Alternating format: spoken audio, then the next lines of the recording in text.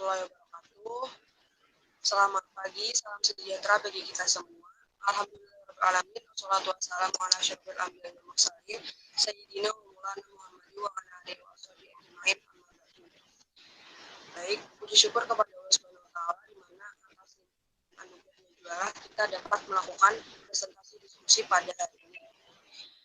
Pertama-tama yang terhormat kepada Bapak Profesor Dr. Andus Ahmad Suryansyah MPD PhD dan Bapak Amransyah SPD MPD selaku dosen pengampu mata kuliah profesi kependidikan. Jadi di sini mohon izin untuk memperkenalkan diri. Perkenalkan, nama saya Nur Faiza Hasanah dengan NIM 191012522003 dengan nomor absen 15 selaku moderator untuk membimbing acara presentasi dan diskusi pada hari ini. Dengan bantuan teman saya yakni Nur Latifah dengan nomor absen 28 dengan NIM 191012522078 selaku notulen serta teman saya Syifa Nur Rahma dengan NIM 191012522033 dengan nomor absen 22 selaku operator. Baik, selanjutnya langsung saja kepada Syifa Rahma untuk menampilkan video kelompok 9 untuk pemaparan materi tentang supervisi klinis sebagai alternatif pembinaan profesionalisme guru. Langsung saja, terima kasih.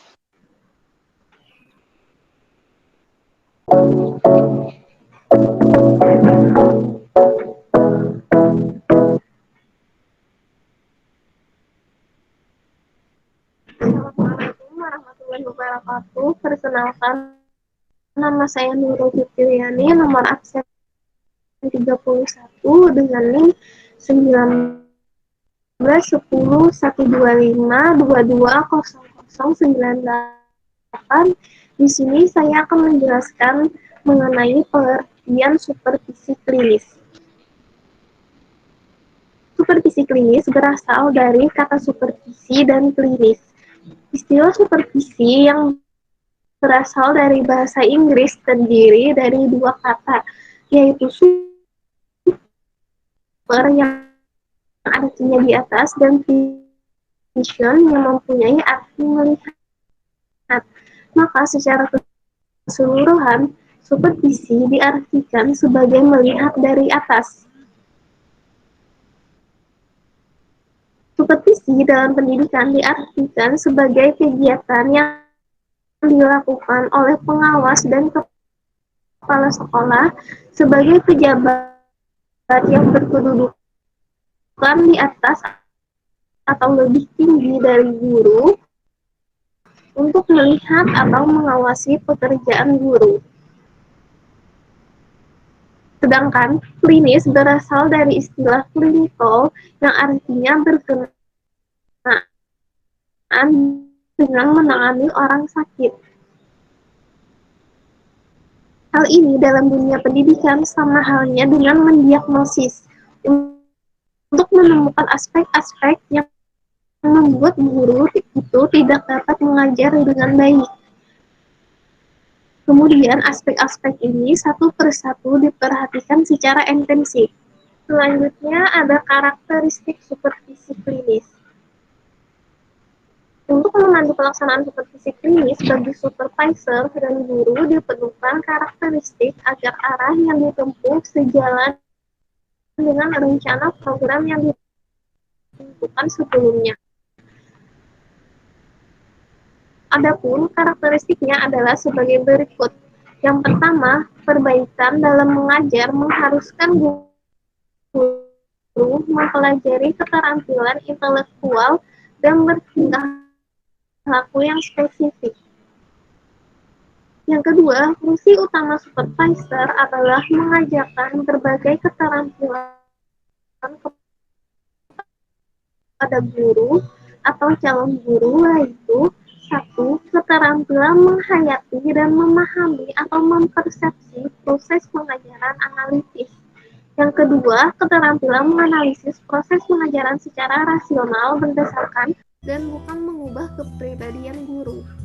Keempat, fokus supervisi klinis dalam perencanaan dan analitis merupakan pegangan dalam pembuatan dan pengujian hipotesis mengajar yang didasarkan atas bukti-bukti pengamatan dalam jumlah keterampilan yang tidak terlalu banyak, mempunyai arti vital bagi pendidikan, berada dalam jangkauan intelektual, serta dapat diubah bila perlu. Keenam, fokus supervisi klinis adalah analisis konstruktif dan memberi penguatan atau reinforcement pada pola-pola atau tingkah laku yang berhasil dari atau menghukum pola-pola tahu tingkah laku yang belum sukses. Ketujuh, fokus supervisi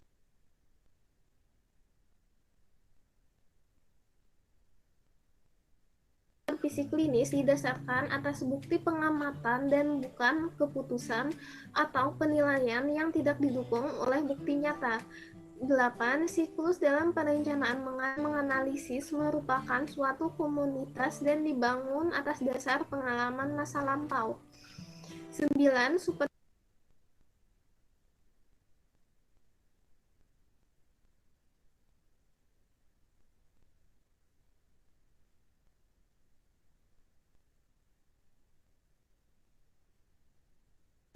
merupakan suatu proses memberi dan menerima yang dinamis. Dalam hal ini, supervisor dan guru merupakan teman sejawat dan mencari pengertian bersama yang berhubungan dengan pendidikan. 10. Proses supervisi klinis terutama berpusat pada interaksi verbal mengenai analisis jalannya pengajaran. 11. Tiap guru mempunyai kebebasan maupun tanggung jawab untuk mengemukakan pokok persoalan, mengajarinya sendiri, dan mengembangkan gaya mengajarnya. Terima kasih. Materi selanjutnya akan oleh teman saya. Assalamualaikum warahmatullahi wabarakatuh. Perkenalkan, nama saya Nurfaiza Hasanah dengan nomor absen 15 dengan NIM 191012522003. Kali ini saya akan menyampaikan materi tentang tujuan dan fungsi supervisi klinis. Tujuan supervisi klinis ini terbagi menjadi dua. Ada yang khusus. Secara umum, tujuan supervisi klinis ini adalah untuk menciptakan kesadaran guru tentang tanggung jawabnya terhadap pelaksanaan kualitas proses pembelajaran, membantu guru untuk senantiasa memperbaiki dan meningkatkan kualitas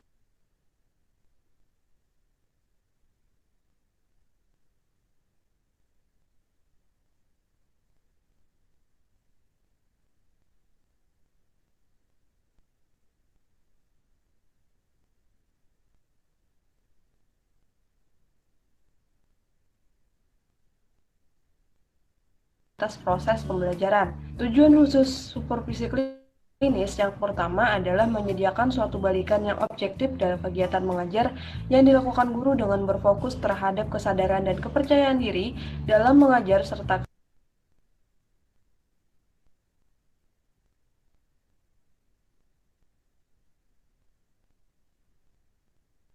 keterampilan-keterampilan dasar mengajar dan membantu memecahkan masalah-masalah pembelajaran. Yang ketiga ada membantu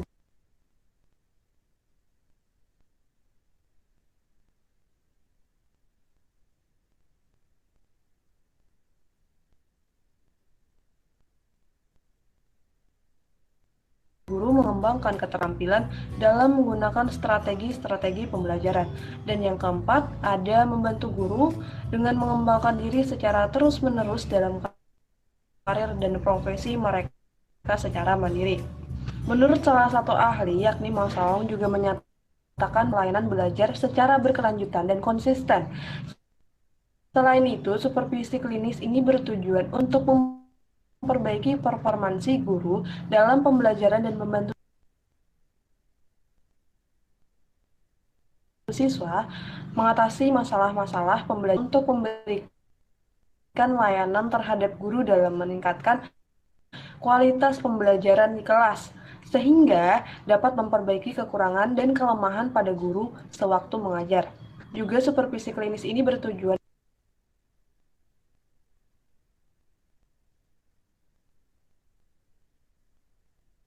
untuk membantu memodifikasi pola-pola pengajaran yang tidak atau kurang efektif. Selanjutnya adalah mutu pembelajaran. Nah, supervisi yang berfungsi meningkatkan mutu yang tertuju pada aspek akademik, khususnya yang terjadi kelas ketika guru sedang memberikan bantuan dan arahan kepada siswa. Perhatian utama supervisor adalah bagaimana guru dan perilaku siswa yang belajar dengan bantuan atau tanpa bantuan guru secara langsung. Seberapa tinggi kedarnya. Artinya, perbaikan proses pembelajaran menuju pembelajaran yang lebih berkualitas dalam rangka mewujudkan perbaikan belajar siswa menuju kepada kemampuan siswa belajar secara mandiri. Yang kedua ada fungsi memicu unsur yang terkait dengan pembelajaran. Supervisi yang berfungsi memicu atau penggerak terjadinya perubahan tertuju pada unsur-unsur yang terkait dengan atau bahkan yang merupakan faktor-faktor yang berpengaruh yang sangat kuat mendukung dan memberi pengaruh terhadap kelancaran pelaksanaan pembelajaran adalah administrasi. Nah, sebab proses administrasi ini adalah sifatnya melayani atau mendukung kegiatan pembelajaran. Maka para pelaksana administrasi termasuk guru berfungsi membina dan memimpin, yang berkewajiban memimpin dan membimbing guru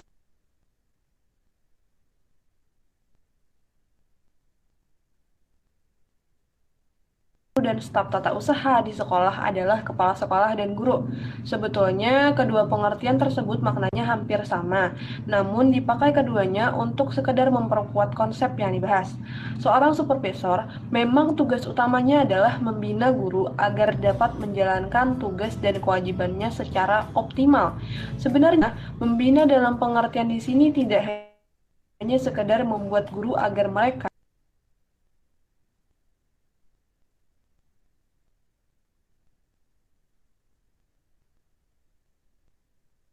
saja, tetapi juga membina mereka dan mengaktualisasikan potensi dirinya secara optimal, termasuk dalam hal ini adalah potensi diri orang-orang yang dibina untuk mampu memimpin di kemudian hari. Terima kasih, itu saja penjelasan dari saya.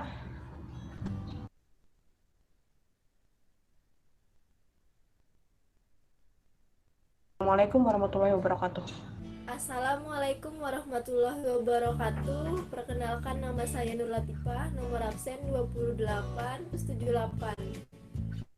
Materi selanjutnya yaitu prinsip-prinsip supervisi klinis. Yang pertama,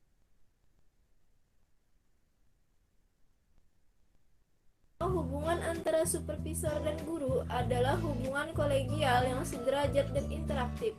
Dengan hubungan kolegial antara tenaga profesional yang lebih berpengalaman dan yang kurang berpengalaman memungkinkan suatu dialog yang interaktif dalam suatu suasana yang intim dan terbuka.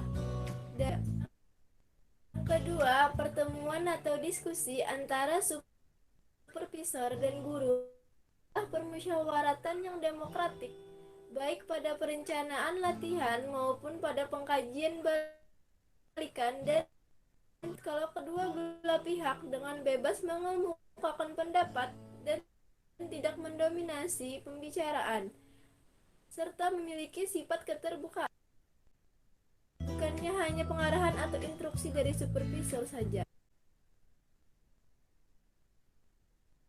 Dan tindak lanjut. Suasana demokratik itu dapat terwujud kalau kedua belah pihak dengan bebas mengemukakan pendapat dan tidak mendominasi pembicaraan, serta memiliki sifat keterbukaan untuk mengkaji semua pendapat yang dikemukakan di dalam pertemuan tersebut, dan pada akhirnya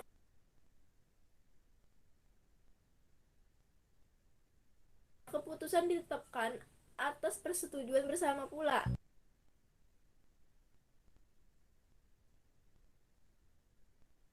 Yang ketiga,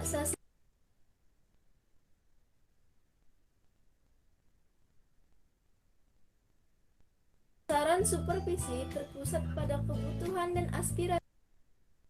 Dengan mengalihkan sedini mungkin Hubungan antara jawab, supervisor guru dengan diharapkan agar bisa mengambil prakarsa untuk mengembangkan. Selanjutnya,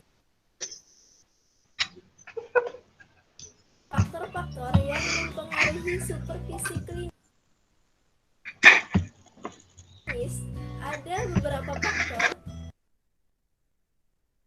yang mempengaruhi berhasil tidaknya supervisi atau cepat lambatnya hasil supervisi, antara lain: yang pertama, lingkungan masyarakat tempat sekolah itu berada.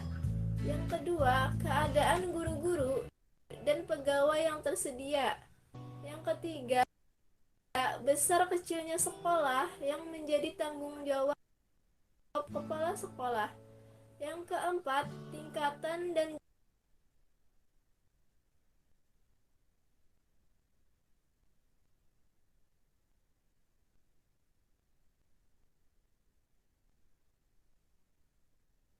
jenis sekolah.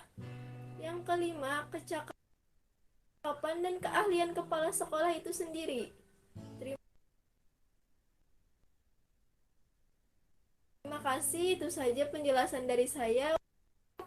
Perkenalkan, nama saya Siti Bilqis dengan NIM 1910 1252 20093, nomor absen 30, ingin menjelaskan mengenai tahap atau langkah pelaksanaan supervisi klinis. Nah, ilmuwan dan praktisi pada umumnya memiliki pandangan yang berbeda mengenai langkah dalam supervisi klinis dilakukan dalam beberapa tahap. Yang pertama itu pertemuan sebelum observasi. Tahap ini dilakukan sebelum adanya kegiatan observasi, di mana terjadi pembicaraan yang mendalam antara kepala sekolah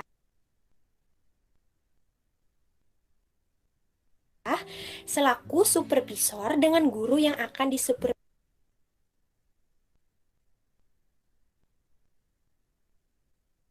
Nah, dengan demikian maka tidak akan terjadi kesalahpahaman antara kepala sekolah dengan guru. Nah, yang kedua itu ada supervisor mengobservasi guru. Nah, setelah tahap pertama dilakukan, selanjutnya supervisor mengobservasi guru yang sedang mengajar. Pada langkah ini, supervisor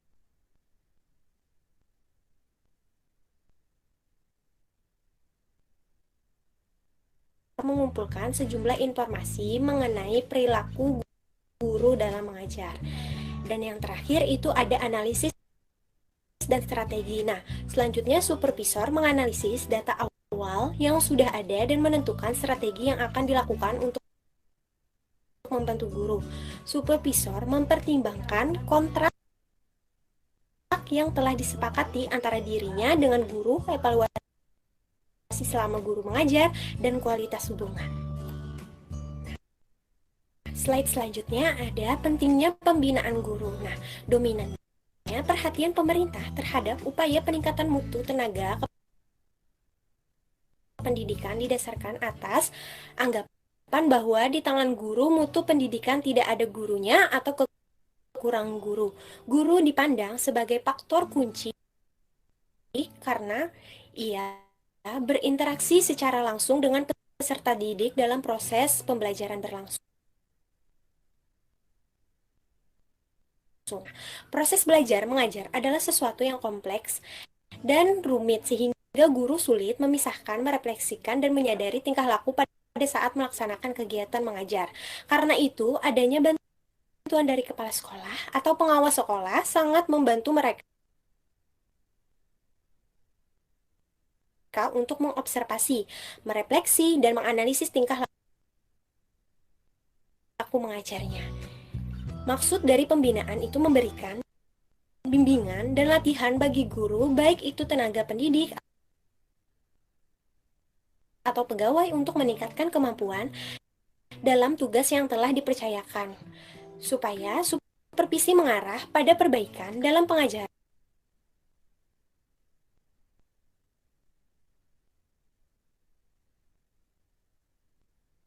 yang baik dan peningkatan mutu pengajaran lebih baik dan lebih terjamin. Terima kasih. Slide selanjutnya akan dijelaskan oleh teman saya.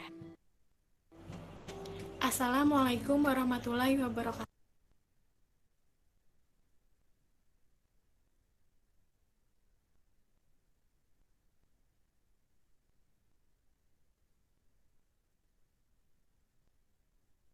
Perkenalkan, nama saya Syifa Norahma dengan NIM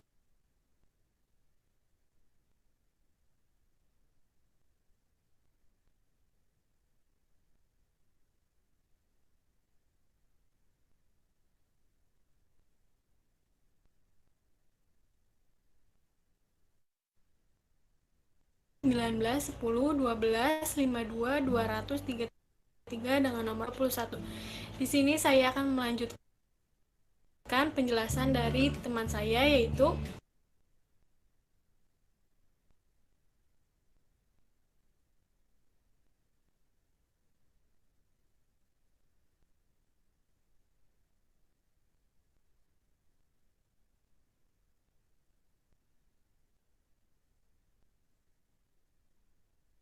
usaha-usaha dalam membina profesionalitas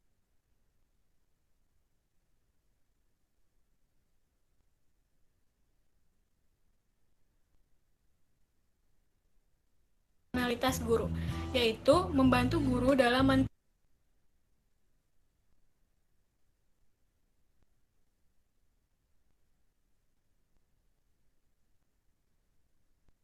terjemah kurikulum dari pusat ke dalam bahasa belajar mengajar.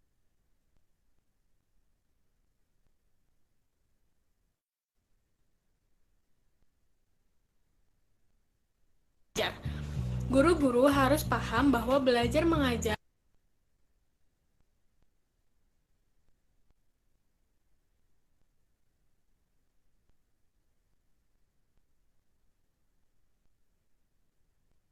merupakan suatu sistem. Sistem adalah seperangkat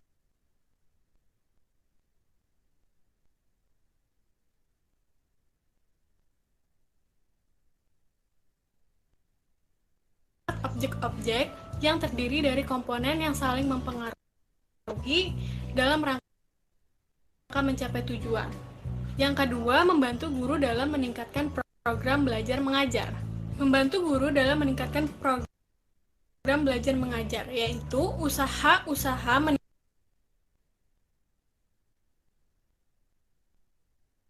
meningkatkan kemampuan guru dalam proses belajar mengajar. Perlu pemahaman ulang. Mengajar tidak sekedar untuk mengkomunikasikan pengetahuan agar diketahui subjek didik, tetapi mengajar harus diartikan menolong si pelajar agar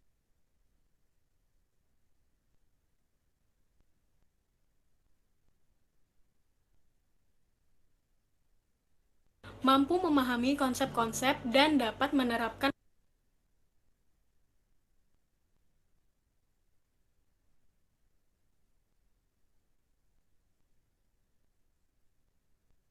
konsep yang dipahaminya.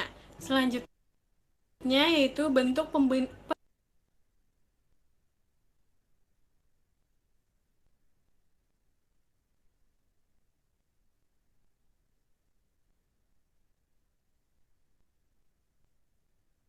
pembinaan profesionalitas. Yang pertama ada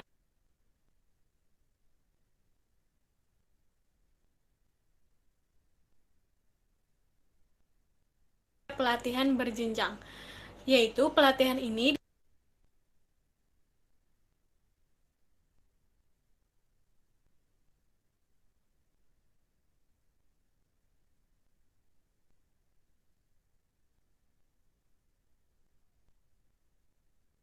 dilaksanakan di lembaga-lembaga pelatihan yang diberi wewenang.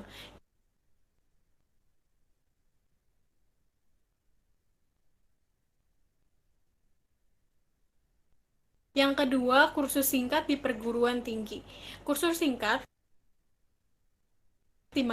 dimaksudkan untuk melatih meningkatkan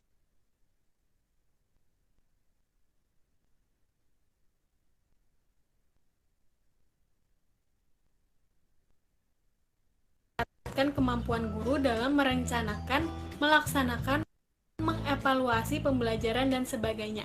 Yang ketiga yaitu pembinaan internal dan oleh sekolah. Pembinaan internal dilaksanakan oleh kepala sekolah dan guru-guru yang memiliki wewenang membina melalui rapat dinas, rotasi tugas mengajar, pemberian tugas-tugas internal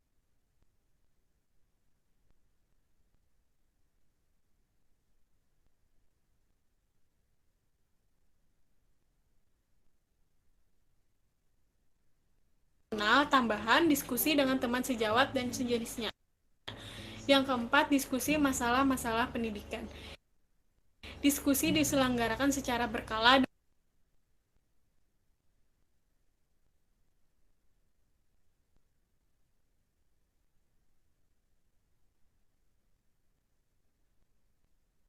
dengan topik diskusi dengan masalah yang dialami di sekolah. Melalui diskusi ini diharapkan para guru dapat memecahkan masalah yang dihadapi berkaitan dengan proses pembelajaran di sekolah. Yang kelima,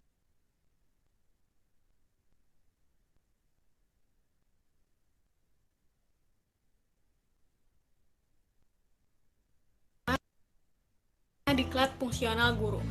Diklat fungsional guru adalah kegiatan guru dalam mengikuti pendidikan atau pelatihan yang bertujuan untuk meningkatkan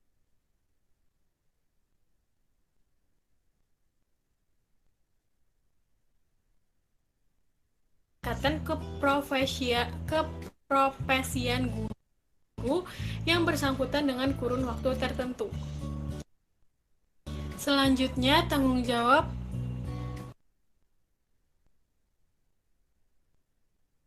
pembinaan profesionalisme guru.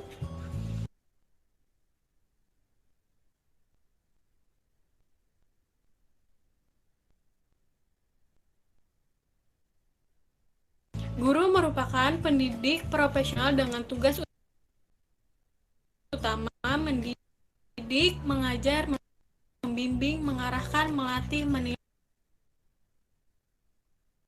dan mengevaluasi peserta didik. Dalam pembinaan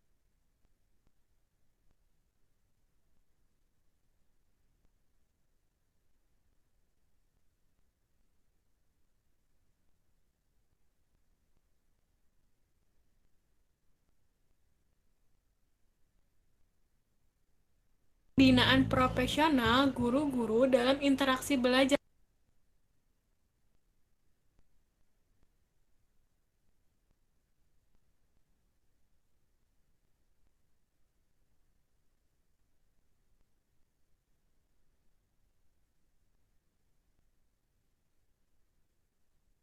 mengajar merupakan titik pusat pembinaan. Semua unsur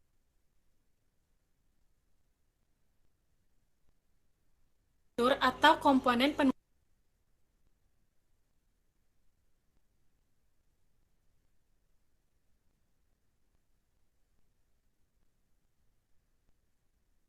penunjang yang secara erat berkaitan satu dengan yang lainnya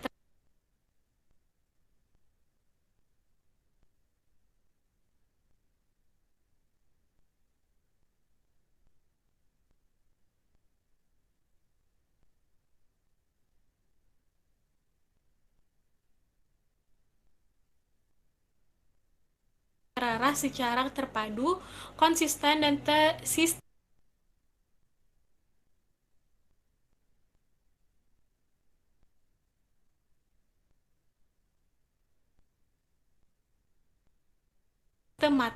pada proses belajar mengajar. Tanggung jawab yang kedua, pengamatan proses belajar mengajar yang terjadi di kelas. Yang ketiga, pemilik mempersiapkan bahan pelajaran dan membina melalui rapat dinas, rotasi tugas, pembinaan profesionalisme guru. Pembinaan profesionalisme guru. Guru merupakan pendidik profesional dengan tugas utama mendidik, mengajar, membimbing, mengarahkan, melatih, menilai, dan mengevaluasi peserta didik. Dalam pembinaan profesional, guru-guru dalam interaksi belajar mengajar merupakan titik pusat pembinaan. Semua unsur atau komponen penunjang yang secara erat berkaitan satu dengan yang lainnya terarah secara terpadu, konsisten, dan sistematis pada proses belajar mengajar. Tanggung jawab pembina dalam rangka pembinaan profesional guru sekolah dasar dapat diidentifikasikan melalui berbagai cara pembinaan yang dilakukan oleh pembina. Berbagai cara pembinaan guru yang dapat dilakukan baik oleh pemilik sekolah maupun kepala sekolah antara lain: yang pertama, kunjungan ke kelompok kerja guru dan mengamati kegiatan simulasi proses belajar mengajar oleh guru. Yang kedua, pengamatan proses belajar mengajar yang terjadi di kelas. Yang ketiga, pemilik mempersiapkan bahan pelajaran dan memberikan contoh konkret menggunakan metode mengajar tertentu. Yang keempat, guru dapat secara bebas memberi kritik dan pemilik terbuka untuk menerimanya. Sekian penjelasan dari saya. Terima kasih. Wassalamualaikum warahmatullahi wabarakatuh. Assalamualaikum warahmatullahi wabarakatuh. Perkenalkan, nama saya Hesti Kurniawati, NIM 1911012520083, nomor absen 29. Saya akan menjelaskan materi selanjutnya, yaitu pendekatan supervisi pendidikan. Pendekatan supervisi pendidikan dibagi menjadi 3. Yang pertama, pendekatan langsung atau directive approach. Pendekatan direktif adalah cara pendekatan terhadap masalah yang bersifat langsung. Supervisor memberikan arahan langsung. Pendekatan direktif ini berdasarkan pemahaman terhadap psikologi behaviorisme. Prinsip behaviorisme ialah bahwa segala perbuatan berasal dari refleks, yaitu respon terhadap rangsangan atau stimulus. Oleh karena guru ini mengalami kekurangan, maka perlu diberikan rangsangan agar dapat bereaksi. Supervisor dapat menggunakan penguatan atau hukuman. Kemudian, yang kedua, pendekatan tidak langsung atau non-directive approach. Pendekatan tidak langsung atau non-direktif adalah cara pendekatan terhadap permasalahan yang sifatnya tidak langsung, sehingga perilaku supervisor tidak secara langsung menunjukkan permasalahan, tetapi ia terlebih dulu mendengarkan secara aktif apa yang dikemukakan oleh guru. Kemudian yang ketiga, pendekatan kolaboratif atau collaborative approach. Pendekatan kolaboratif adalah cara pendekatan yang memadukan cara pendekatan direktif dan non-direktif menjadi pendekatan baru. Pada pendekatan ini, baik supervisor maupun guru bersama-sama bersepakat untuk menetapkan struktur, proses, dan kriteria dalam melaksanakan proses percakapan terhadap masalah yang dihadapi guru. Materi selanjutnya, pendekatan supervisi klinis. Pendekatan klinis ini meliputi yang pertama, proses belajar guru bersifat individual. Yang kedua, guru perlu mendapat perhatian secara individual. Yang ketiga, mengkombinasikan target dan pertumbuhan pribadi. Yang keempat, bantuan kepada guru lewat pertemuan langsung dan individual. Yang kelima, bantuan dikonsentrasikan pada proses pembelajaran. Demikian penjelasan dari saya. Terima kasih.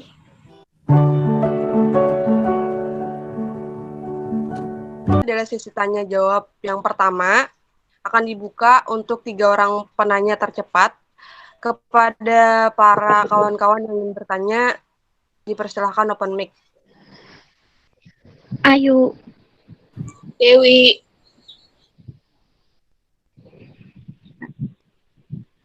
Oke, kepada Ayu dulu ya. Ayu, dipersilakan untuk menjabarkan pertanyaannya. Assalamualaikum warahmatullahi wabarakatuh. Perkenalkan, nama saya Ayu Spiramadani. Di sini saya ingin bertanya, supervisi klinis adalah seperti yang dilakukannya berdasarkan adanya keluhan atau masalah dari guru yang disampaikan kepada supervisor dalam pendidikan. Lalu mengapa dalam proses pendidikan perlu dilakukan kegiatan supervisi klinis? Terima kasih, itu saja, saya kembalikan kepada moderator. Baik, terima kasih pertanyaannya kepada Ayu. Selanjutnya kepada Dewi Nugrahini yang ingin bertanya, dipersilahkan. Ya, sebelumnya terima kasih kepada moderator. Perkenalkan, nama saya Dewi Nugrahini dengan NIM 19101251253 dengan nomor absen 10. Izin bertanya kepada kelompok. Tolong berikan Apa saja kelebihan dan kekurangan dari supervisi klinis? Itu saja pertanyaan dari saya. Terima kasih. Wassalamualaikum warahmatullahi wabarakatuh. Saya kembalikan kepada moderator. Oke, baik. Terima kasih pertanyaannya kepada Dewi. Selanjutnya ke penanya ketiga, siapa?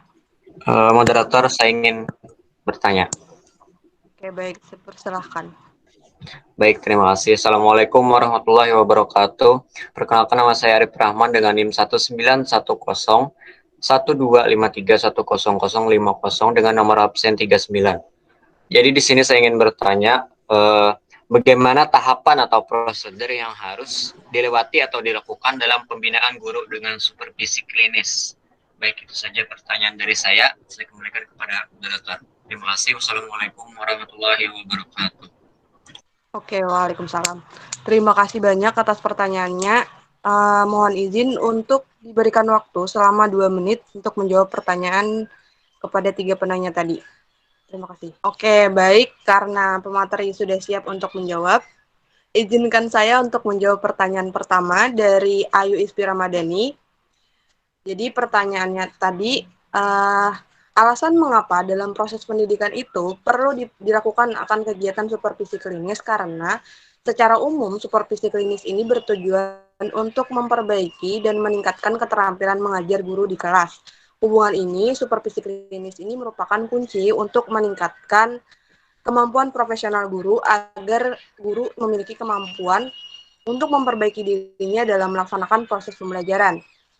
Selain itu, supervisi klinis ini juga dapat menciptakan kesadaran guru tentang tanggung jawabnya terhadap pelaksanaan kualitas proses pembelajaran, membantu guru untuk senantiasa memperbaiki dan meningkatkan kualitas proses pembelajaran, membantu guru untuk mengidentifikasi dan menganalisis masalah yang muncul dalam proses pembelajaran, juga membantu guru untuk dapat menemukan cara pemecahan masalah yang ditemukan dalam proses pembelajaran, serta membantu guru untuk mengembangkan sikap positif dalam mengembangkan diri secara berkelanjutan.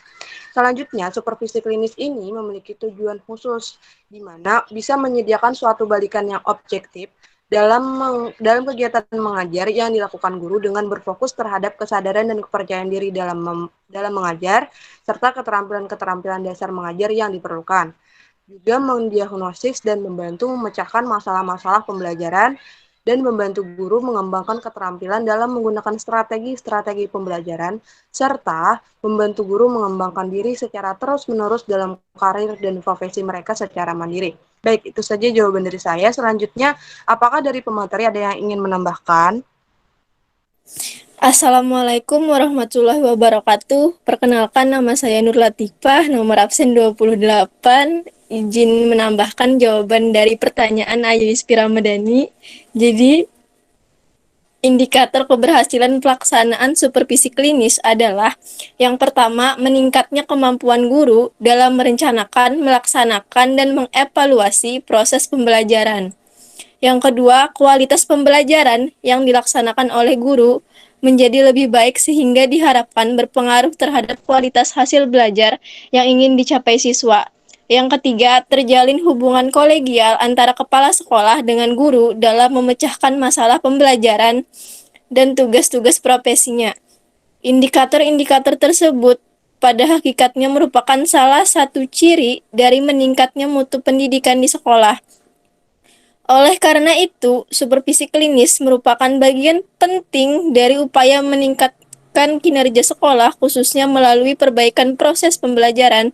Dalam konteks inilah, kepala sekolah perlu melaksanakan supervisi klinis sebagai bagian dari supervisi akademik. Terima kasih, itu saja yang dapat saya sampaikan. Wassalamualaikum warahmatullahi wabarakatuh. Oke, baik. Terima kasih atas tambahannya kepada Nur Latifah. Selanjutnya, apakah dari pemateri ada yang ingin masih menambahkan? Ada. Assalamualaikum warahmatullahi wabarakatuh. Assalamualaikum warahmatullahi wabarakatuh. Perkenalkan, nama saya Nurul Fitriani, nomor absen 31. Di sini saya akan menambahkan jawaban dari teman saya.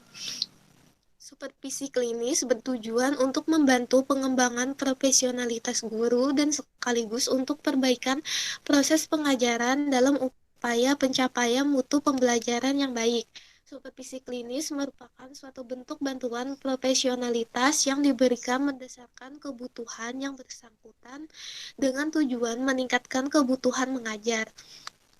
Bimbingan yang diberikan itu tidak dengan instruksi atau mengarahkan, tetapi bimbingan yang dilakukan lebih pada memberikan bantuan yang dapat merangsang guru untuk menemukan sendiri cara-cara yang tepat untuk memperbaiki kekurangan yang dialami dalam mengelola proses pembelajaran. Mengapa supervisi klinis diperlukan diantaranya tidak ada balikan dari orang yang kompeten sejauh mana praktik profesional telah memenuhi standar kompetensi dan kode etik.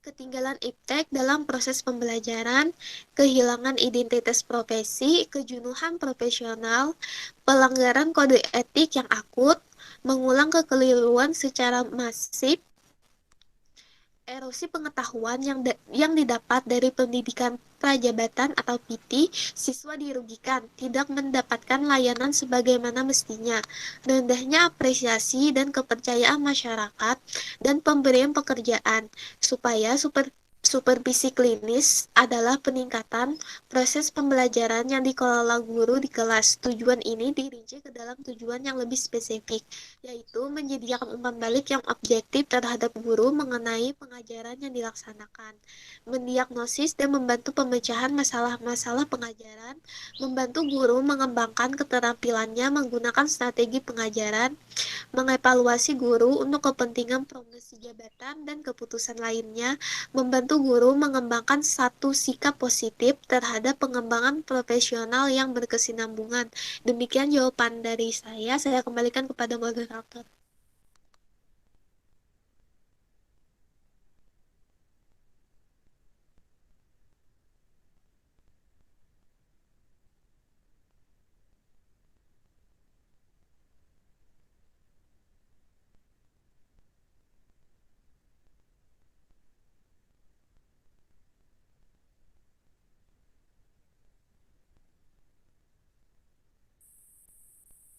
Oke, terima kasih atas tambahannya kepada Nurul. Sepertinya sudah cukup tambahan dari pemateri. Apakah dari audiens ada yang ingin menambahkan?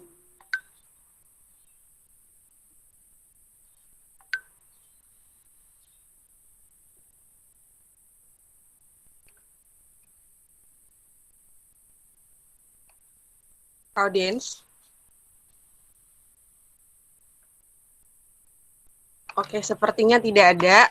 Kepada Ayu Ispi Ramadhani, bagaimana? Apakah bisa dipahami, diterima, dan ya dipahami? Terima kasih kepada Nur Faiza Hasanah, Nur Latifah, dan Nurul Fitriani. Jawaban dapat saya terima. Saya kembalikan kepada moderator. Oke, baik. Terima kasih kepada USP. Selanjutnya kita pertanyaan kedua dari Dewi Nugraini. Kepada anggota kelompok, dipersilakan untuk menjawab. Assalamualaikum warahmatullahi wabarakatuh. Perkenalkan, nama saya Nur Latifah, nomor absen 28. Izin menjawab pertanyaan dari Dewi Nugraheni. Apa kelebihan dan kekurangan dari supervisi klinis? Jadi kelebihannya dapat dipakai memperbaiki guru-guru yang lemah kinerjanya. Yang kedua, perbaikan yang dilakukan sangat intensif sebab masing-masing kelemahan ditangani satu persatu sampai semua kelemahan menjadi berkurang atau hilang. Yang ketiga, proses memperbaiki kelemahan dilakukan secara mendalam, termasuk yang pertama, guru merefleksikan kemampuannya melaksanakan proses pembelajaran. Yang kedua, supervisor mengobservasi secara mendalam bila perlu memakai video. Yang ketiga, bagi guru-guru lain yang ingin tahu cara penyelesaian kelemahan-kelemahan guru yang disupervisi diperbolehkan ikut menjadi pendengar dalam pertemuan balikan. Yang keempat, hal-hal yang baik dapat dijadikan contoh, hal yang kurang dapat didiskusikan.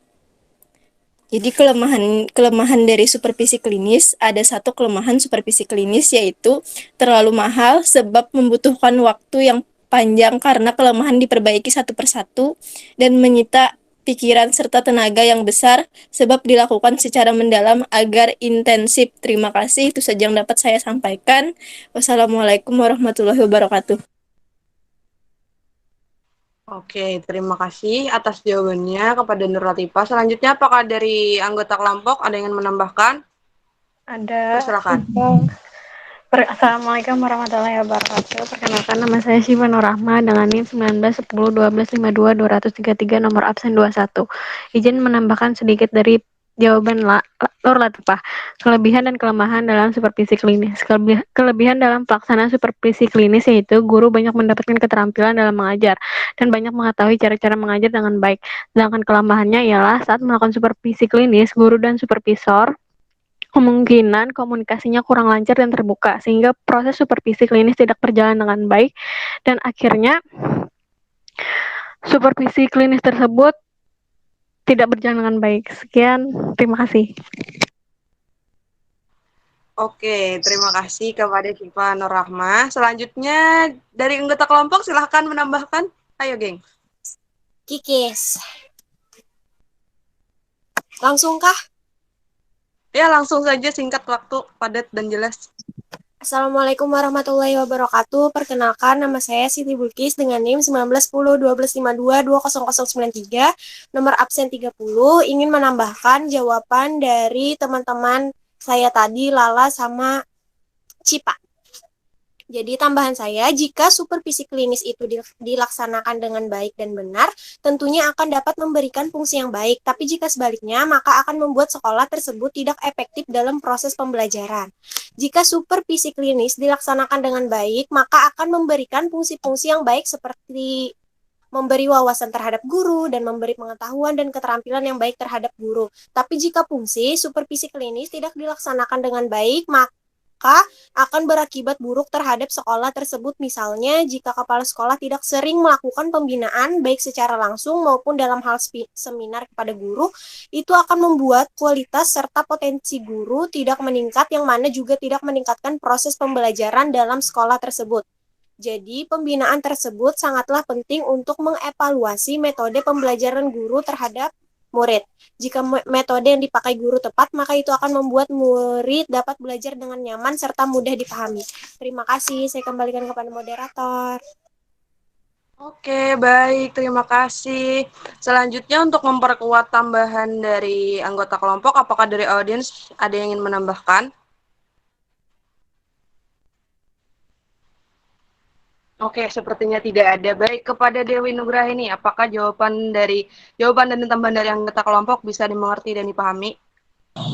Baik, terima kasih kepada Nur Latifah, Syifa Nur Rahmah, dan Siti Bulkis yang sudah menjawab pertanyaan dari saya. Jawaban dari kalian dapat saya terima. Terima kasih, saya kembalikan kepada moderator. Assalamualaikum warahmatullahi wabarakatuh. Waalaikumsalam. Terima kasih banyak kepada Dewi. Selanjutnya kita ke pertanyaan ketiga dari Arif Rahman. Kepada anggota kelompok yang ingin menjawab, dipersilahkan.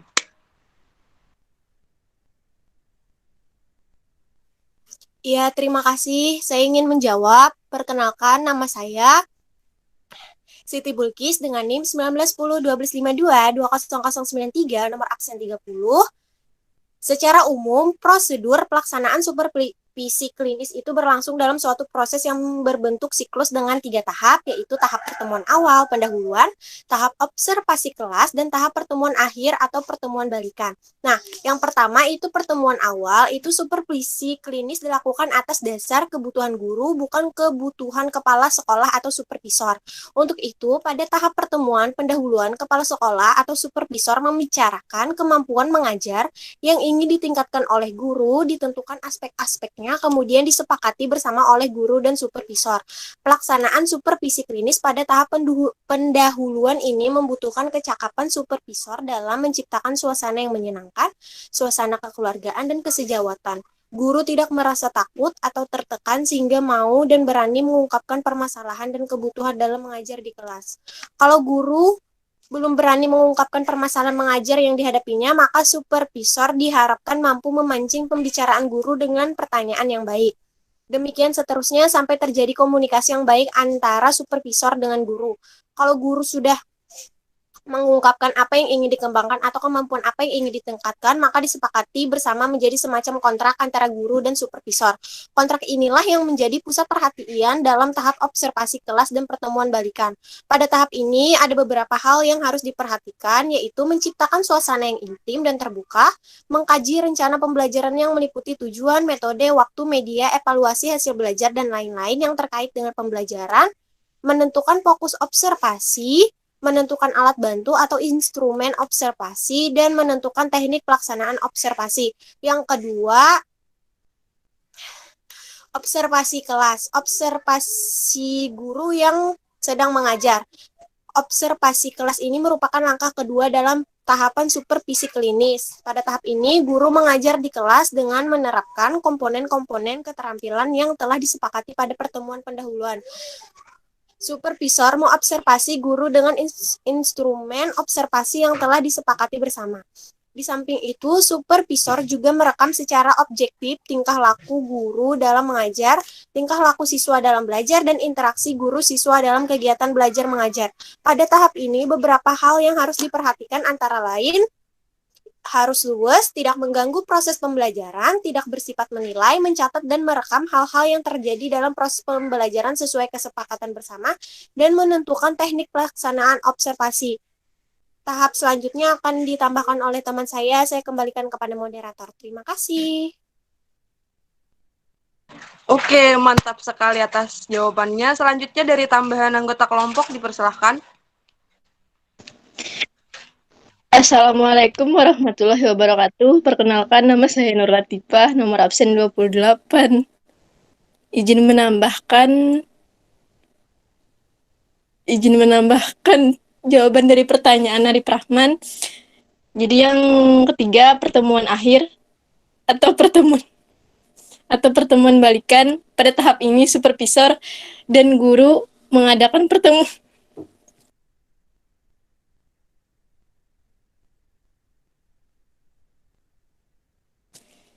Mohon maaf, jadi yang ketiga ada pertemuan akhir atau pertemuan balikan. Pada tahap ini supervisor dan guru mengadakan pertemuan. Setelah observasi mengajar guru, supervisor menyajikan data apa adanya kepada guru sebelum guru diminta untuk menilai penampilannya, kemudian dicari pemecahan masalahnya. Pada tahap ini, beberapa hal yang harus diperhatikan antara lain, yang pertama, memberi penguatan, yang kedua, mengulas kembali tujuan pembelajaran, yang ketiga, mengulas kembali hal-hal yang telah disepakati bersama, yang keempat, mengkaji data hasil pengamatan, yang kelima, tidak bersifat menyalahkan. Yang keenam, data hasil pengamatan tidak disebarluaskan.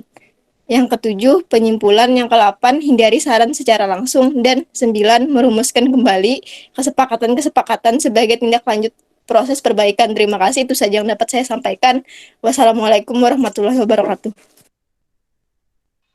Baik, terima kasih kepada Nur Latifah atas tambahannya. Selanjutnya, apakah dari anggota kelompok ada yang ingin menambahkan? Assalamualaikum warahmatullahi wabarakatuh. Perkenalkan, nama saya Nurul Fitriani, nomor absen 31. Saya akan menambahkan jawaban dari teman saya. Tahun 1969, Robert Goldhammer mengusulkan prosedur pelaksanaan supervisi klinis dalam 5 tahap, yaitu yang pertama, pertemuan praobservasi antara pendidik dan pengawas untuk menyepakati komponen-komponen kegiatan yang akan menjadi materi analisis. Kedua, observasi kelas. Yang ketiga, catatan analisis supervisor untuk bahan kajian dari hasil observasi. Yang keempat, pertemuan pendidik dengan supervisor pasca observasi. Dan yang kelima, pertemuan para pengawas untuk membahas hasil pertemuan akhir dengan para pendidik. Demikian tambahan dari saya kembalikan kepada moderator. Oke, baik. Terima kasih atas tambahannya, Nurul Fitriani. Sepertinya jawaban dan tambahan dari anggota kelompok sudah cukup. Apakah dari audiens ada yang ingin menambahkan? Tidak ada. Kepada Arif Rahman, apakah jawaban dan tambahan dari anggota kelompok bisa diterima dan dipahami? Iya, terima kasih kepada Siti Bulkis, Nur Latifah, dan Nurul Fitriani yang telah menjawab dan menambahkan jawaban pertanyaan dari pertanyaan saya. Alhamdulillah dapat saya pahami dan saya terima. Terima kasih. Saya kembalikan kepada moderator. Oke, baik. Terima kasih. Nah, tadi sudah dilaksanakan sesi pertama. Selanjutnya kita buka sesi kedua. Kepada 3 penanya tercepat, selanjutnya dipersilakan.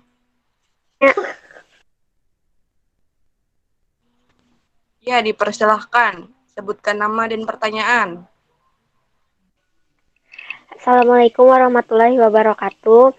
Perkenalkan, nama saya Rahmi Wardianti dengan NIM 19101251-223 dan nomor absen 06. Jadi yang ingin saya tanyakan adalah apa saja peningkatan yang didapat oleh guru dalam melaksanakan supervisi klinis. Terima kasih, saya kembalikan pada moderator. Oke, baik. Terima kasih. Selanjutnya kepada penanya kedua, dipersilakan. Eli ingin bertanya. Oke, dipersilakan. Baiklah, Assalamualaikum warahmatullahi wabarakatuh.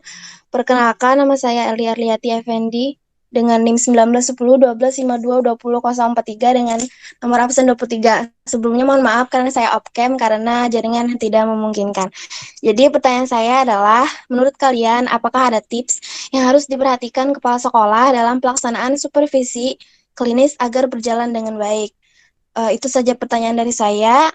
Terima kasih, saya kembalikan kepada moderator. Oke, baik. Terima kasih kepada Eli atas pertanyaannya. Selanjutnya ke pertanyaan terakhir, kepada penanya terakhir, dipersilakan yang ingin bertanya.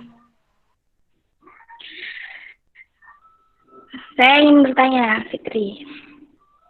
Yo, dipersilakan.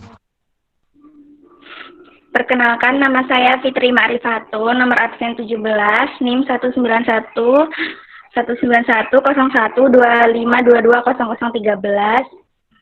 Pertanyaan saya yaitu, mengapa supervisi klinis perlu dilaksanakan oleh kepala sekolah dalam rangka membantu guru mengatasi masalah yang dihadapinya dalam pembelajaran? Baik, itu saja yang saya tanyakan. Saya kembalikan lagi kepada moderator. Terima kasih. Oke, terima kasih kembali. Terima kasih atas pertanyaannya. Selanjutnya mohon izin untuk diberikan waktu selama 2 menit untuk menjawab pertanyaan dari audiens tadi. Terima kasih. Baik, langsung saja ke pertanyaan Rahmi Wardianti yang akan dijawab oleh anggota kelompok. Dipersilakan yang ingin menjawab. Assalamualaikum warahmatullahi wabarakatuh. Perkenalkan, nama saya Syifa Nurrahma dengan NIM 191012522233 dengan nomor absen 21. Di sini saya akan menjawab pertanyaan dari Rahmi Wardianti. Supervisi klinis merupakan bimbingan yang mendalam yang diberikan oleh seorang supervisor kepada guru dengan melalui beberapa tahapan, sehingga supervisi klinis ini juga merupakan hal yang penting yang harus dilakukan di sekolah agar menciptakan guru yang profesional sesuai dengan bidangnya. Sesuai dengan tujuan supervisi klinis, yaitu menciptakan kesadaran guru tentang tanggung jawabnya terhadap pelaksanaan kualitas proses pembelajaran, membantu guru untuk senantiasa memperbaiki dan meningkatkan kualitas proses pembelajaran. Peningkatan yang didapat setelah melakukan supervisi klinis ialah dapat memperbaiki proses kegiatan belajar mengajar, dapat meningkatkan kinerja guru dan memotivasi guru agar lebih terampil dalam mengajar, dan yang paling penting dapat mengatasi permasalahan-permasalahan yang dihadapi dalam proses pembelajaran, seperti membantu guru dalam permasalahan, terutama membantu mengembangkan keterampilan guru dalam mengajar. Dan terkadang ada guru yang masih kaku dalam mengajar, masih malu-malu dan terkadang lebih dominan anak didiknya daripada gurunya. Kemudian membantu mengembangkan profesionalitas guru serta memberikan keterampilan-keterampilan baru dalam proses mengajar guru. Selain itu juga, guru sudah memahami dan menguasai pembelajaran pada kurikulum sekolahnya. Guru sudah mampu mengembangkan kurikulum dengan cara menuangkan dalam sebuah RPP yang baik untuk disajikan kepada anak didik. Guru sudah mampu memilih metode yang tepat sehingga proses pembelajaran di kelas selalu aktif. Guru sudah mampu menggunakan, memilih, membuat, dan memiliki media pembelajaran. Dan guru sudah mampu membuat melengkapi administrasi kelas secara baik. Sekian jawaban dari saya kembalikan kepada moderator. Oke, baik. Terima kasih atas jawabannya. Selanjutnya dari anggota kelompok, apakah ada yang ingin menambahkan? Dipersilakan. Kikis, perkenalkan, nama saya Siti Bulkis dengan NIM 19101252200093, nomor absen 30. Jadi tambahan saya, Kinerja para guru itu menjadi lebih baik setelah dilakukan supervisi. Para guru merasa lebih senang dengan supervisor sebab dengan demikian mereka merasa lebih diperhatikan oleh lembaga pendidikan. Perubahan kinerja guru merupakan langkah awal pendidikan, tidak semata hanya dalam wilayah administrasi saja, namun juga ketika proses pembelajaran yang dilakukan oleh guru dan murid. Tapi yang paling penting, hasil sebenarnya dari supervisi itu adalah mutu lembaga pendidikan menjadi lebih baik. Terima kasih, saya kembalikan kepada moderator. Oke, baik. Terima kasih atas tambahannya. Selanjutnya izinkan saya untuk menambahkan sedikit saja atas pertanyaan tadi Rahmi, bahwa supervisi klinis ini memiliki keterampilan layanan dan perilaku etis dalam membantu guru dalam rangka meningkatkan profesionalitas guru. Jadi, pendekatan supervisi klinis ini mampu meningkatkan keterampilan dasar mengajar bagi guru, baik dalam mampu menyiapkan rencana dan pelaksanaan pembelajaran, serta mengelola proses pembelajaran dengan baik. Nah, itu saja tambahan dari saya. Sepertinya cukup tambahan dari anggota kelompok. Apakah dari audiens ada yang ingin menambahkan? Jojo. Maaf. Jo, silakan. Assalamualaikum warahmatullahi wabarakatuh. Perkenalkan nama saya Johar Putriani dengan NIM 1910 1253 263. Izin menambahkan sedikit pertanyaan dari Rahmi tadi. Apa saja peningkatan yang didapat oleh guru dalam melaksanakan supervisi klinis? Peningkatan yang dirasakan oleh guru yang sudah melakukan supervisi klinis adalah meningkatnya kompetensi profesional guru yang dapat dilihat dari metode yang digunakan sangat bervariatif, mampu mengelola kelas dengan baik, mampu mengenal dan memahami karakter masing-masing peserta didik dengan baik. Terima kasih, saya kembalikan kepada moderator. Oke, terima kasih atas tambahannya. Selanjutnya, apakah dari audiens ada yang ingin menambahkan? Oke, sepertinya tidak ada. Kepada Rahmi Wardianti, jawaban dan tambahan anggota kelompok serta tambahan dari Johar Putriani, apakah bisa diterima dan dipahami? Ya, terima kasih kepada teman-teman dari kelompok dan juga dari Johar Putriani atas tambahan jawabannya. Jawaban bisa saya pahami. Terima kasih, saya kembalikan kepada moderator. Baik, terima kasih. Selanjutnya kita ke pertanyaan ke-5, alias kedua dari sesi 2. Pertanyaan Eli yang akan dijawab anggota kelompok. Kepada anggota kelompok yang ingin menjawab, dipersilahkan. Assalamualaikum warahmatullahi wabarakatuh. Perkenalkan, nama saya Nurul Fitriani, nomor absen 31. Saya akan menjawab pertanyaan dari Eli Arliati Effendi. Yang pertama, membangun kesadaran. Setiap guru dan staf sekolah lainnya harus menyadari tugas dan fungsinya masing-masing, bahwa mereka memiliki peran penting dalam mengembangkan pribadi-pribadi peserta didik. Harus disadari bahwa pengembangan pribadi peserta didik ini merupakan suatu proses penyiapan generasi bangsa, sehingga bangsa ini menjadi bangsa yang bermartabat, yang bisa bersaing, bersanding, bahkan bertanding dengan negara-negara lainnya. Yang kedua, meningkatkan pemahaman. Setelah setiap guru memiliki kesadaran yang tinggi terhadap tugas dan fungsinya masing-masing, langkah berikutnya adalah meningkatkan pemahaman mereka agar dapat melaksanakan tugas dan fungsinya tersebut dengan baik dan efektif. Melalui pemahaman yang baik akan sangat membantu guru dalam mengembangkan standar kompetensi dan kompetensi dasar sesuai dengan bidangnya masing-masing. Yang ketiga, kepedulian. Dalam menghadapi supervisi pendidikan, adalah menumbuhkan kepedulian di kalangan guru dan staf lainnya, sehingga mereka peduli terhadap peserta didik dan lingkungannya. Kepedulian ini diharapkan akan menumbuhkan sikap positif dalam kalangan guru dalam menjalankan tugas dan fungsinya. Yang keempat, harus dilakukan guru dan staf lainnya dalam menghadapi supervisi pendidikan adalah menumbuhkan komitmen yang tinggi dalam diri kita sebagai guru, sehingga memiliki rasa aman, nyaman, dan menyenangkan dalam mengemban tugas dan fungsinya. Komitmen ini merupakan janji yang tinggi bahwa seseorang akan mengabdi diri dalam dunia pendidikan dengan sungguh-sungguh dalam keadaan yang bagaimanapun, Sekian jawaban dari saya kembalikan kepada moderator. Oke, baik. Terima kasih atas jawabannya. Selanjutnya, apakah dari anggota kelompok ada yang menambahkan? Dipersilahkan. Baik, terima kasih kepada moderator. Di sini izin menambahkan, perkenalkan nama saya Syifa Nur Rahma dengan NIM 1910 1252 233 nomor absen 21. Saya akan menambahkan pertanyaan dari Ali Arliati Effendi, yaitu menurut kalian apakah ada tips yang harus diperhatikan kepala sekolah dalam pelaksanaan supervisi klinis agar berjalan dengan baik? Yang pertama, hubungan antar kepala sekolah sebagai supervisor dengan guru adalah hubungan kolegial yang sederajat dan bersifat interaktif daripada direktif.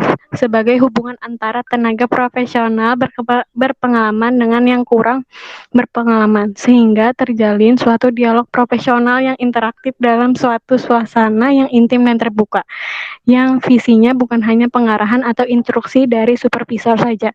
Yang kedua, pertemuan diskusi antar kepala sekolah sebagai supervisor dan guru adalah demokratis, baik pada perencanaan latihan maupun pada pengkajian balikan dan tindak lanjut. Suasana demokratis itu dapat terwujud jika kedua pihak dengan bebas mengemukakan pendapat dan tidak mendominasi pembicaraan serta memiliki sifat keterbukaan untuk mengkaji semua pendapat yang dikemukakan di dalam pertemuan tersebut. Dan pada akhirnya keputusan ditetapkan atas persetujuan bersama.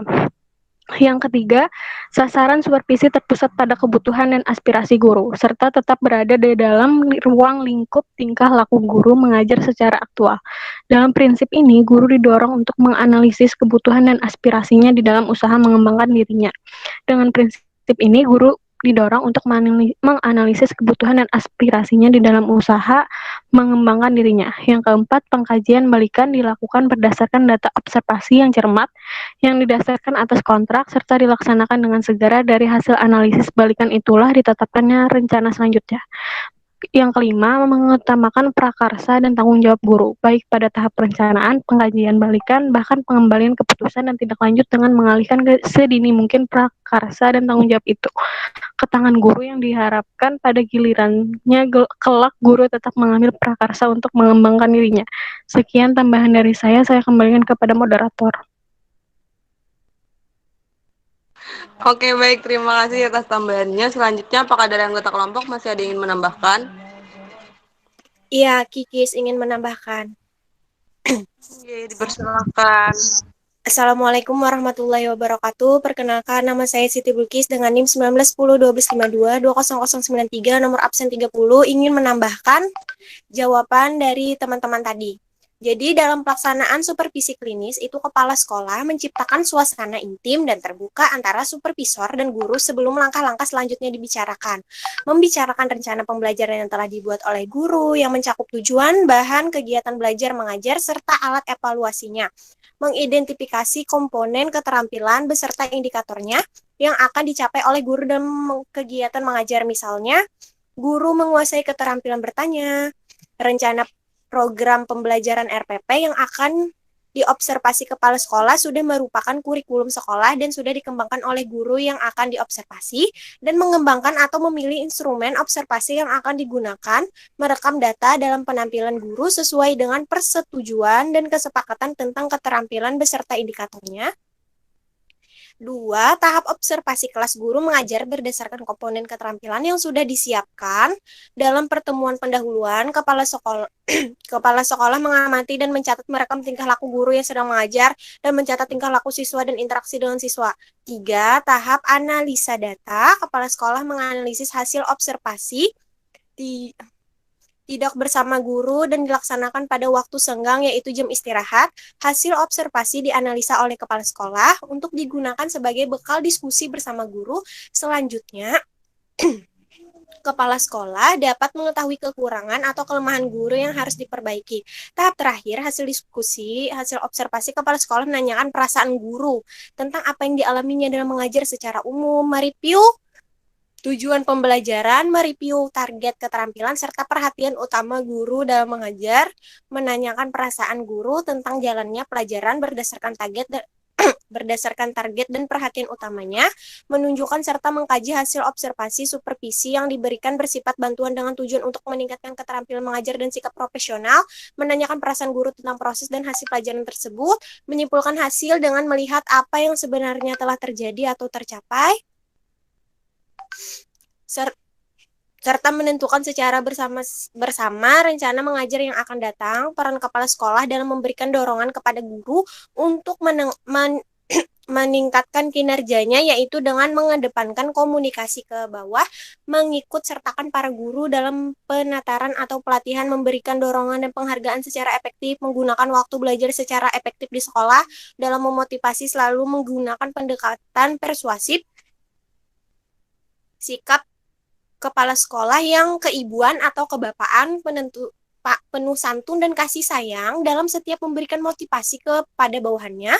Kepala sekolah tidak pernah memaksa bawahannya untuk melakukan sesuatu sesuai kehendaknya, serta selalu memaafkan dan melupakan setiap kesalahan bawahannya, serta melakukan perbaikan bersama-sama. Panjangnya. Kepala sekolah dalam membantu guru untuk memecah masalah yang dihadapi, bahwa kepala sekolah sebagai seorang pemimpin berperilaku arif dan terbuka dalam proses pemberian bantuan dalam memecahkan masalah, berjalan sangat akrab dan santai. Jika masalahnya sangat tertutup, dilakukan hanya 4 mata, kepala sekolah sangat jeli terhadap guru yang mempunyai masalah, dan kepala sekolah memberi umpan kepada guru dengan menceritakan permasalahan yang pernah dihadapinya. Terima kasih, saya kembalikan kepada moderator. Oke, baik. Terima kasih atas tambahannya. Selanjutnya, apakah dari anggota kelompok masih ada yang ingin menambahkan? Sepertinya sudah cukup. Selanjutnya, apakah dari audiens ada yang ingin menambahkan? Jojo. Jo, dipersilakan, Jo. Terima kasih kepada moderator. Assalamualaikum warahmatullahi wabarakatuh. Perkenalkan, nama saya Johar Putriani dengan NIM 1910-1253-263 dan nomor absen 54. Izin menambahkan jawaban dari pertanyaan Eli tadi.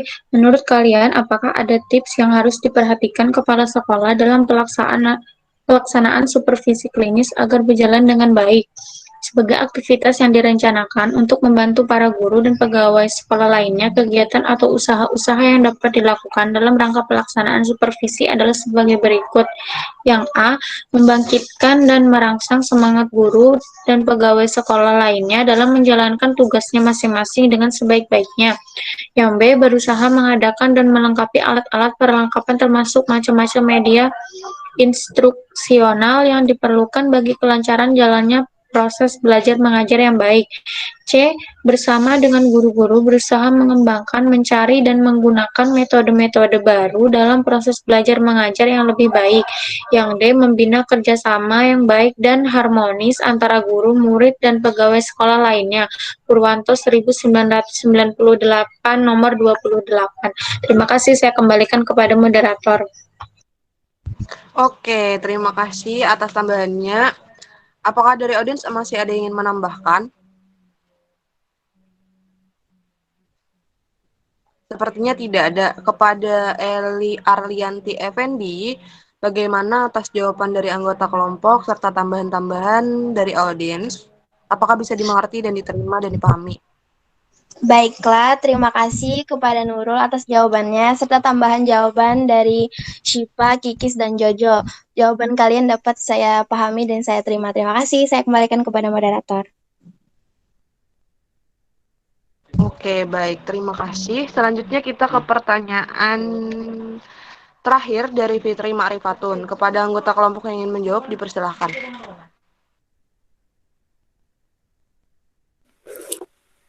Assalamualaikum warahmatullahi wabarakatuh.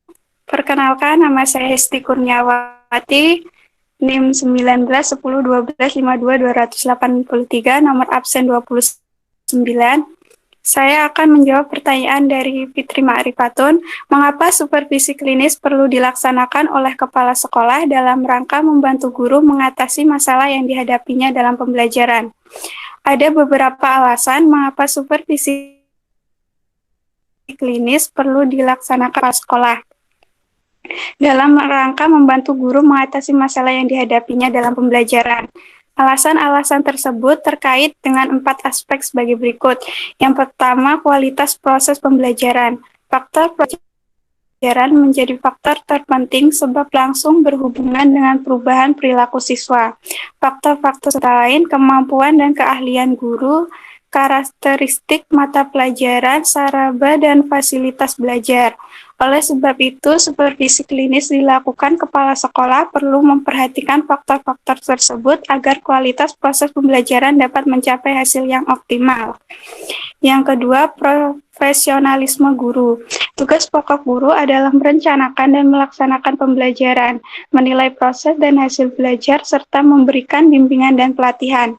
Oleh sebab itu, guru perlu menguasai bidang ilmu yang akan menjadi materi pembelajaran serta menguasai teknologi atau strategi pembelajaran.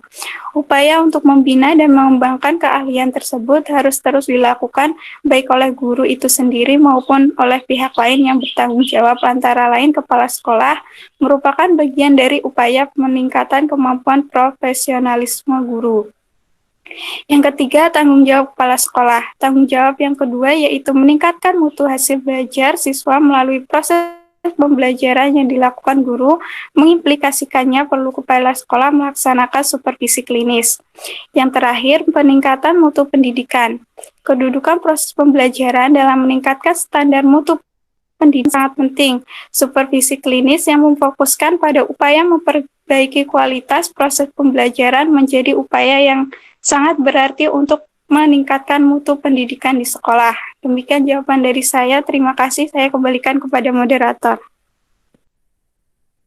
Oke, baik. Terima kasih atas jawabannya. Selanjutnya, apakah dari anggota kelompok masih ada yang ingin menambahkan? Dipersilahkan.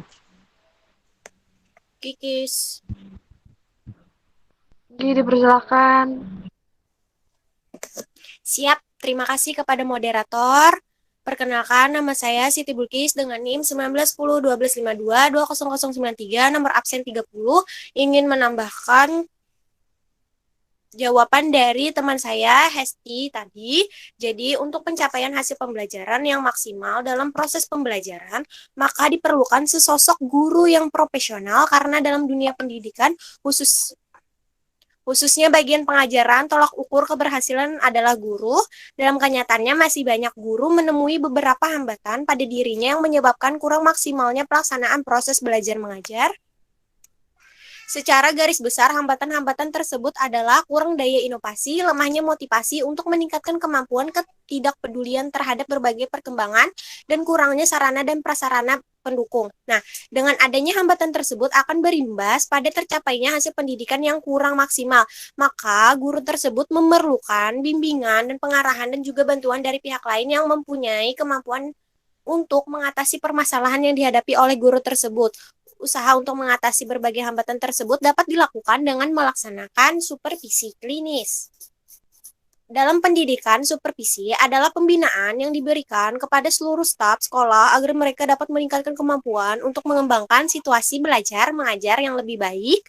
Kegiatan pokok supervisi adalah melakukan pembinaan kepada sekolah pada umumnya dan guru pada khususnya agar kualitas pembelajaran meningkat.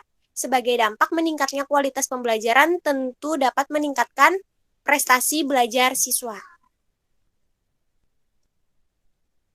Udah, terima kasih. Saya kembalikan kepada moderator. Oke, baik. Terima kasih. Selanjutnya, apakah ada dari tambahan dari anggota kelompok? Ada. Ya, dipersilakan, Bro. Assalamualaikum warahmatullahi wabarakatuh. Perkenalkan, nama saya Syifa Nurrahmah. Saya ingin menambahkan jawaban dari pertanyaan Fitri Ma'rifatun. Menurut Fatur Rahman dan Suryana tahun 2011 menyatakan, kepala sekolah memahami program dan strategi pengajaran, sehingga mampu memberikan bantuan kepada guru yang mengalami kesulitan menyusun program dan strategi pengajaran. Jadi, kepala sekolah melaksanakan supervisi klinis karena kepala sekolah tersebut mengetahui apa saja strategi pengajaran yang baik yang bisa dilakukan oleh guru yang mengalami kesulitan. Sekian tambahan dari saya kembalikan kepada moderator. Terima kasih. Oke, baik. Terima kasih. Mohon izin untuk menambahkan sedikit. berangkat dari jawaban kawan-kawan anggota kelompok tadi,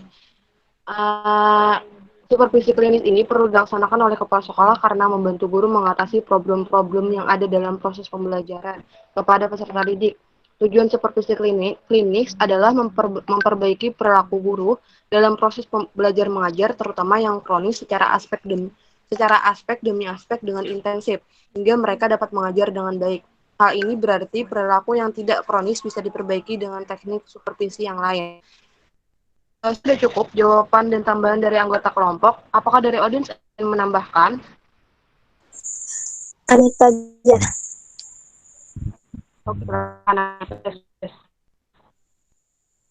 Assalamualaikum warahmatullahi wabarakatuh. Perkenalkan, nama saya Anita dengan NIM 1910-1251-2008 dengan nomor absen 3. Di sini saya akan menambahkan jawaban dari pertanyaan Fitri Maktipatun, mengapa supervisi klinis perlu dilaksanakan oleh kepala sekolah dalam rangka membantu guru mengatasi masalah yang dihadapinya dalam pembelajaran.